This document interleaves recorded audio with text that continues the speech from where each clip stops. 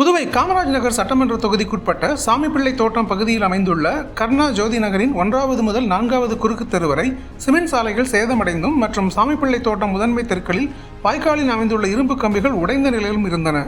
அவற்றை சரி செய்து தந்த காமராஜ் நகர் தொகுதி எம்எல்ஏவும் லட்சிய ஜனநாயக கட்சியின் தலைவருமான ஜோஸ் சார்லஸ் மார்ட்டினுக்கு சாமிப்பிள்ளை தோட்டம் பகுதி மக்கள் தங்களது மனமார்ந்த நன்றியை தெரிவித்துக் கொண்டனர். சார்லஸ் சார் மார்ட்டின் எம்எல்ஏ ஆன உடனே நாங்கள் வச்சிருக்கிற கோரிக்கையை எல்லாமே செஞ்சு கொடுத்துட்டாரு. முதன்மை சாலையில இருந்த கிரில்லு உடஞ்சிருந்தது, அதை சொன்ன உடனே செஞ்சுட்டாரு. அது ரொம்ப கஷ்டமா இருந்தது எங்களுக்கு. அதுதான் மெயின் இதுவே ஈசிஆருக்கு போற வழி. அதை உடனே செஞ்சு கொடுத்துட்டாரு. எங்க தெருவுக்கு அடுத்த தெருவில் சிமெண்ட் ரோடு போட்டு கொடுத்துருக்காங்க, நல்ல சிறப்பாக செஞ்சு கொடுத்துருக்காங்க. அதே சமயத்தில் சாக்கடையை தூர்வாரத்துக்கு உண்டான அந்த ஒரு பெரிய வாய்க்கால் அந்த காமராஜர் தொகுதியில் இருக்கு. அந்த தொகுதியில அந்த சாக்கடை வாரத்துக்கு உண்டான முதன்மை ஏற்பாடு நல்லா செஞ்சு கொடுத்துருக்காரு.